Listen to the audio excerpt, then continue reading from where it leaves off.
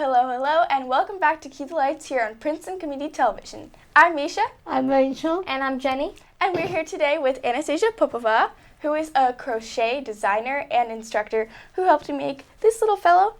Thank you for having me. Thank you for coming. How did you decide to crochet as your occupation? Well, that's a very good question and a very long story. I guess to answer that, I have to go back a little bit. Crochet as a career probably have several components to it. There's designing, there's teaching, doing trade shows.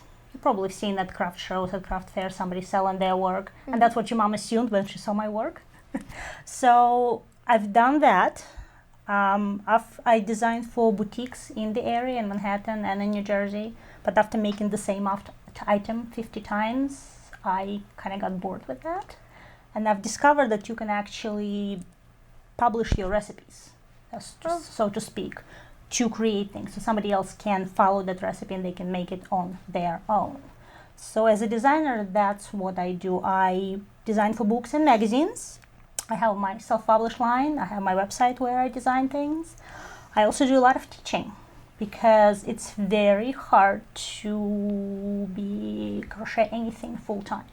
So you have to wear a lot of hats and do a lot of different work. That's nice. So when did you find yourself first enjoying crocheting? Like long ago, when did you first start? My grandma taught me when I was 6. So I've been crocheting since, on and off, lately mostly on. I remember as a very young child, probably was 9, when I made a sweater for my baby doll. Because I didn't like anything that was available, and I just went with the hook and the yarn, and something came out of it. As I was a little older, I remember enjoying making this sweater right here. That became a later prototype for this. Wow, that's so beautiful. Takes a lot of dedication. I probably wouldn't have enough patience. Really, there was no internet. There was no Facebook. Okay, yeah, I see That's what you're saying. a lot of time. So instead of that, you just crochet, and it comes quickly, pretty quickly, if you really don't have any distractions.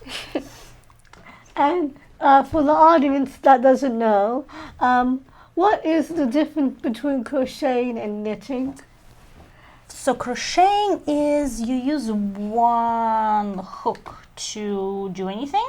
That's basically the simplest explanation. With knitting, you have 2 needles to do similar looking stitches.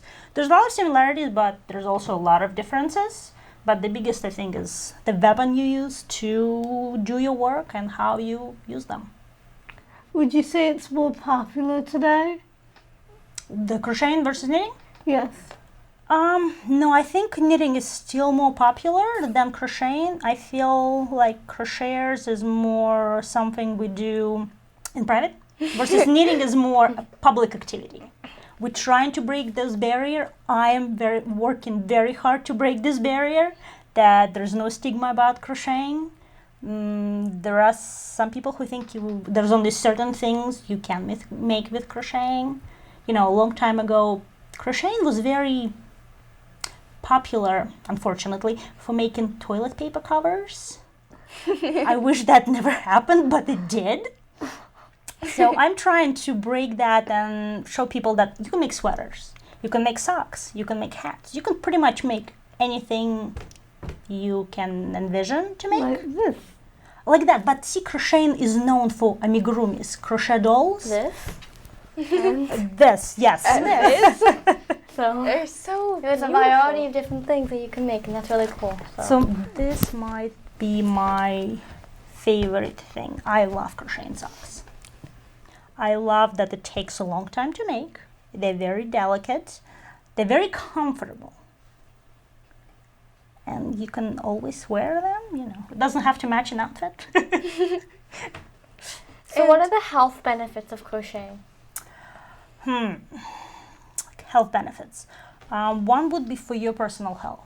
So a lot of people who crochet, they do say that their blood pressure decreased. Also crocheting, when you're working with the instrument, with the hook, it uses a lot of trigger points on your hands, so it relaxes you automatically.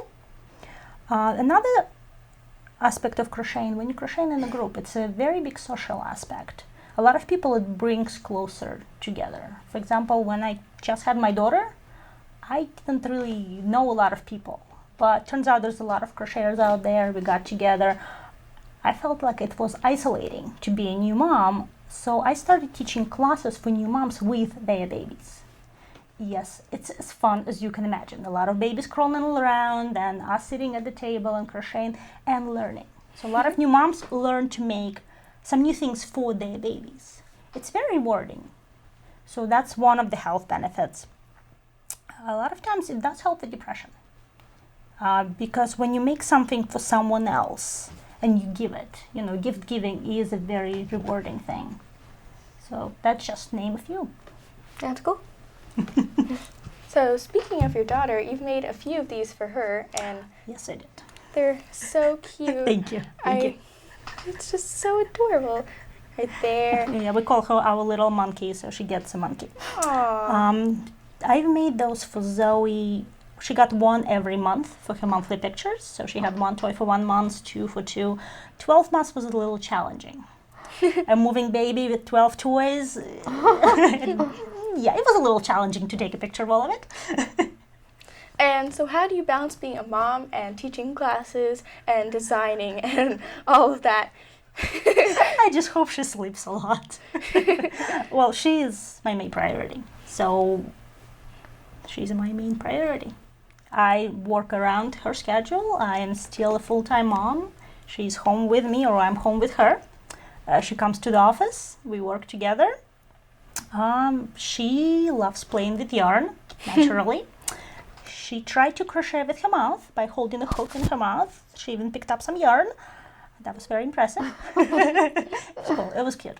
But it is a challenge. It is a challenge. Your parents will tell you. It's not easy being a parent.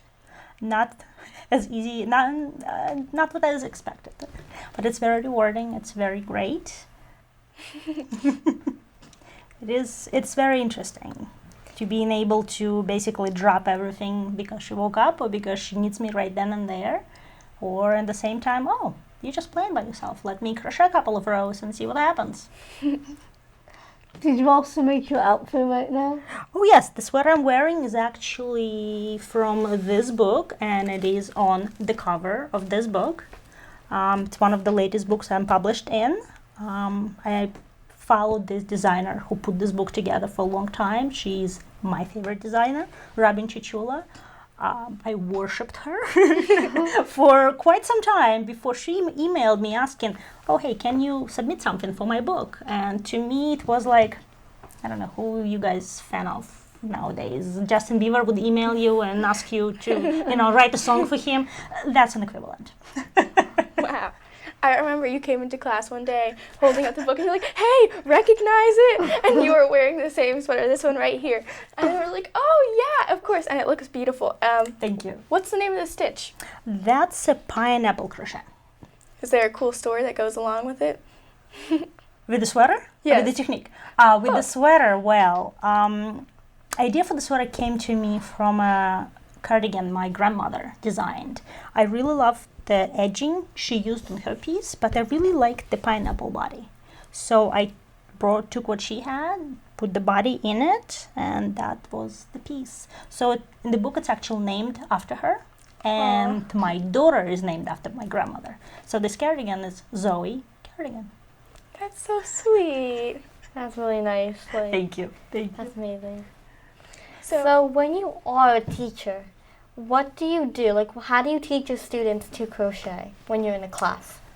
Every student is different. Everyone's ability is different. So crocheting is truly for anyone and everyone who really wants to. Misha can attest to that. In the class right now, we have the youngest student that I've ever taught and the oldest student I've ever taught. At the same table, I have an 8-year-old and an 80-year-old. Oh my. It is pretty amazing, yes. So you cannot be too young or too old to learn to crochet. To answer your question, as an instructor, I try to find a way to teach to the person's ability. If they're visual learners, I show them. If they're more tactile, I walk them through it. If they learn better just by looking, we can do that too. A lot of people can learn from a book or from a video. There's no shortage of videos on YouTube right now if you wanted to learn how to crochet. But the only trick is it doesn't talk back at you. It can't troubleshoot your stitches. It can't help you fix a problem or, well, I want to do this. How do I do that? So I am there to show students and to walk them through to what they envision in crocheting. My goal with a lot of things that I do is basically empower people. Empower them and show them that they can achieve the goals that they have, especially if they previously failed. I like to show students that you can succeed. You can succeed, you can try this way or this way, and you will succeed and you will learn to crochet, and you can make something fabulous with it. Doesn't quite just apply to crochet classes. A lot of times people would make something in a class that will inspire them to try something else in their life. You know, the positivity carries through everything you do. So that's what I try to do. Oh, that reminds me. If you make a mistake, do you have to go start from the beginning, or can you just unravel it and continue? A lot of times it depends on the mistake.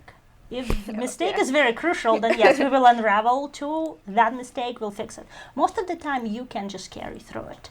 Like you asked me before, knitting versus crocheting, the biggest difference. I guess one of them is I think it's a lot easier to fix a mistake in crocheting than in knitting. Like there's no such thing as dropping a stitch, which will pretty much ruin your knitting. It's very hard to pick it back up. It's possible, but not a lot of people can do it. With crocheting, you're only working with one loop at a time. So if that loop went away, it's very easy to pick it back up and carry on. And if you make a mistake, I know, like, sometimes I miscount my stitches or something. Oh, no, you can just add 2 more here. You can just add. You can absolutely just add. One. Right. It depends on the stitch pattern as well.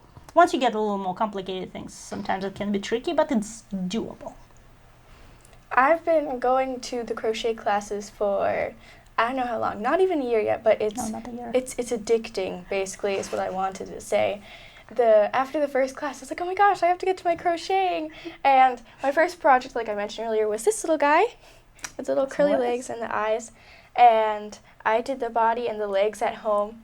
And then I came back with a new project, which was this chevron scarf over here, which is, I'm still not quite finished, but I'm getting there. Yes, you will. And this other scarf. So you've taught me how to do a lot of things. What kind of learner do you think I am?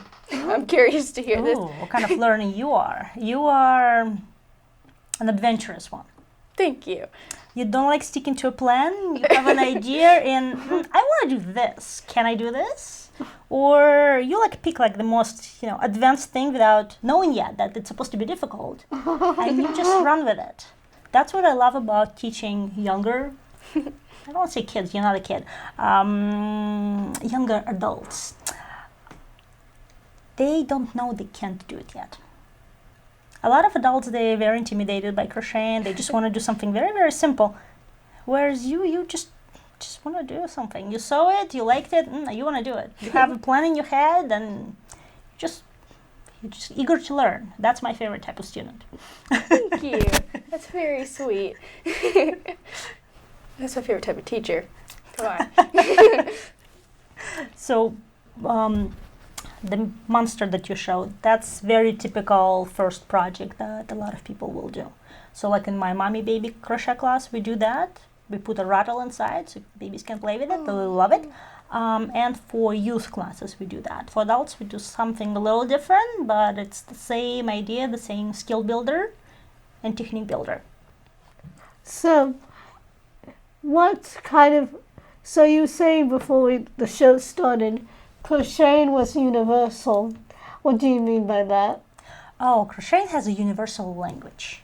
It's a language of diagrams and charts. I don't think we covered that yet, but for example, I have a Japanese book right here. So, I don't know Japanese. I don't know if you guys do. But basically, I can pick up this book. It's all in Japanese, obviously. But if we look at it, it has the diagram that anyone can follow.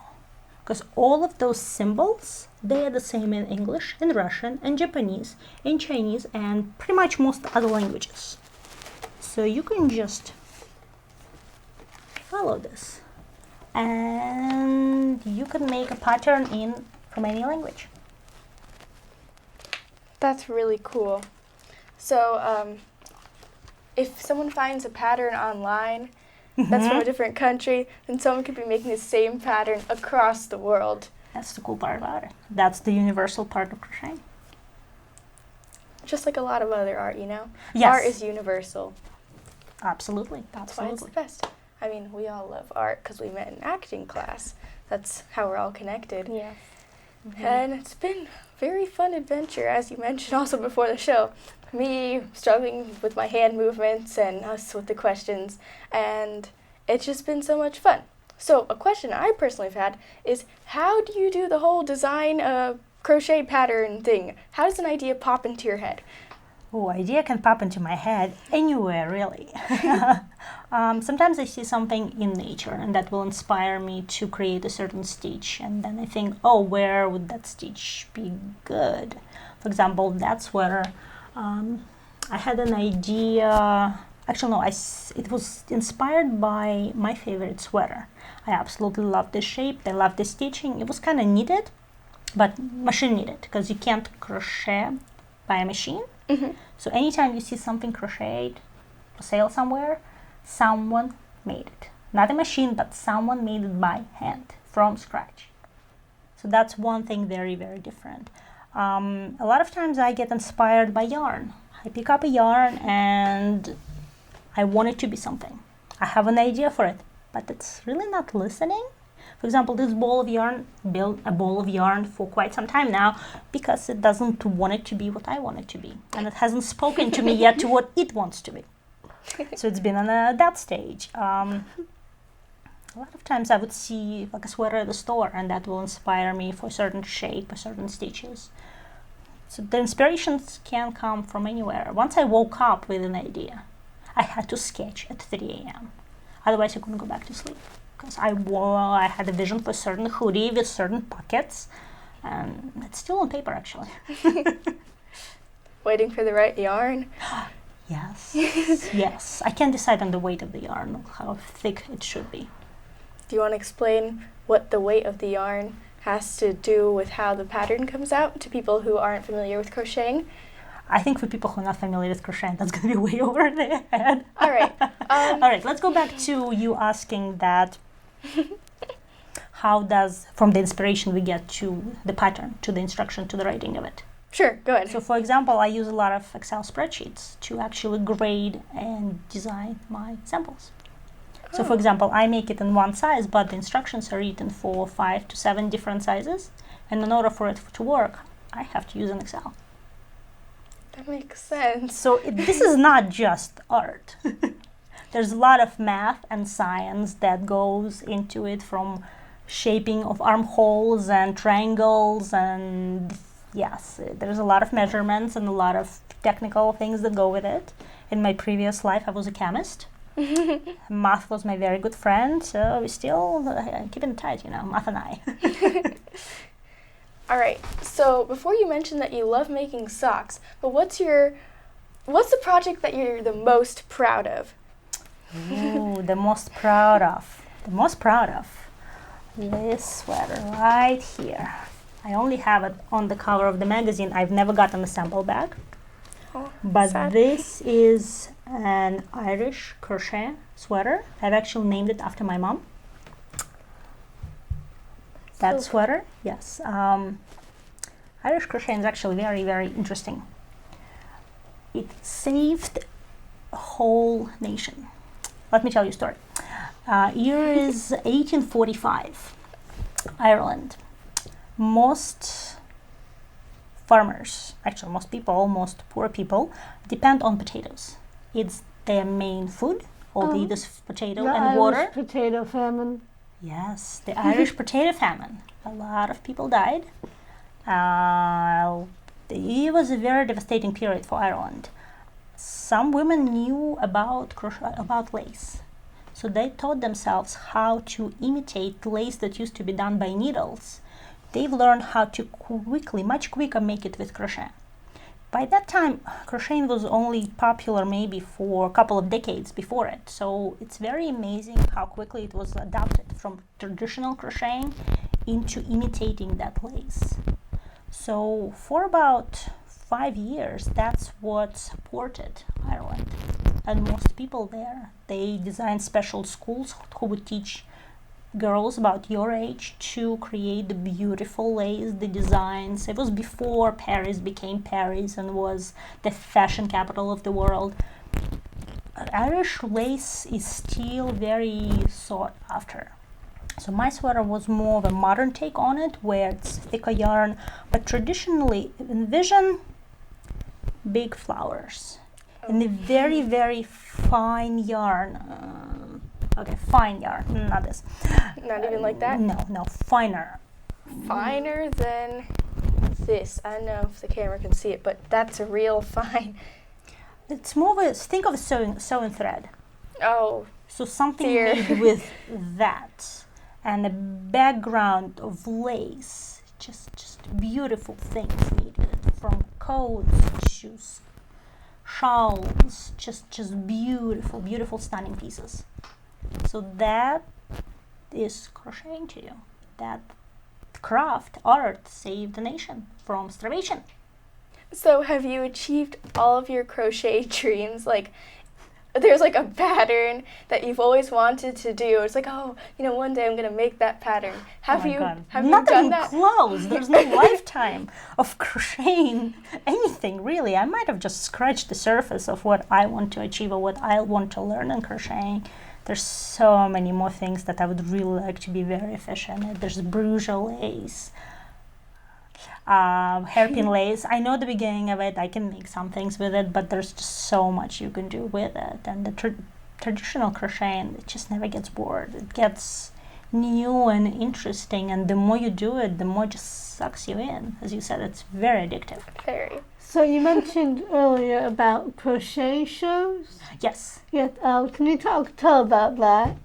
So, especially around holidays, you would see a lot of craft shows. For example, I know Princeton High School, they have a craft fair where people sell things they made. I used to do those shows. I used to sell mostly hats. I used to design hats a lot. And that would be very great gifts. I used to sell my toys, some sweaters. Don't do it anymore.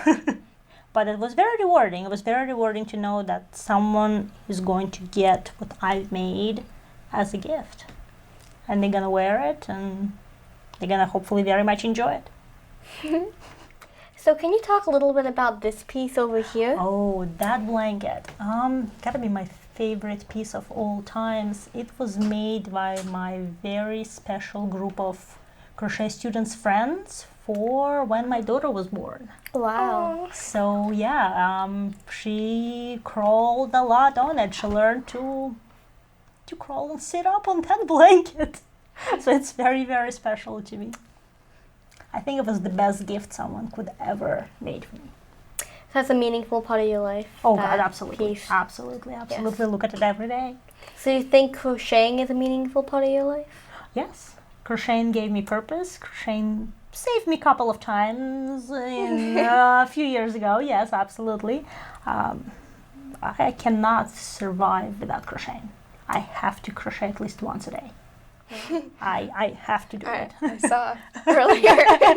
I have to do it. That's my meditation. Wow. So, about how many thousands or millions of different stitches or patterns or variations do you think there are out there? An estimate, perhaps.